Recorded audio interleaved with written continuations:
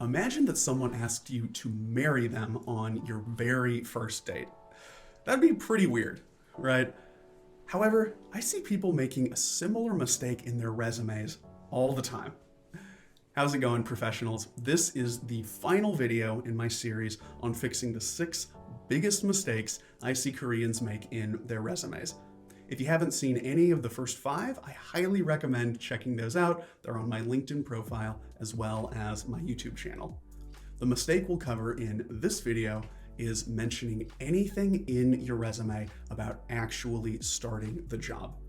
This can include your salary expectations as well as when you're available to start work.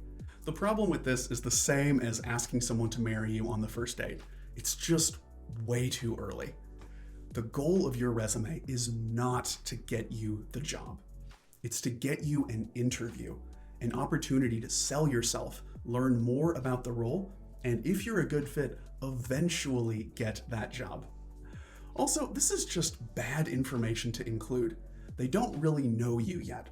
So if you have any of this information in your resume, delete it and replace it with more relevant information about your results, experiences, skills, and passion. Whatever proves you're a great fit for this role so you stand out and get an interview.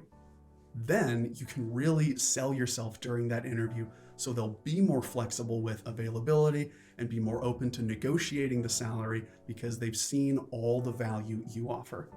If you aren't sure how to stand out and show your value in your resume, I have a free 20-minute training on my website that breaks this down in detail and even includes some resume examples I made with my clients that got them incredible international jobs. The link for that training will be in the comments.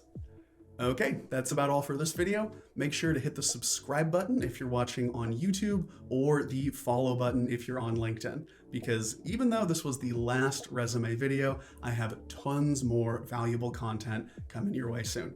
Have a great rest of your day, and I'll see you in the next video.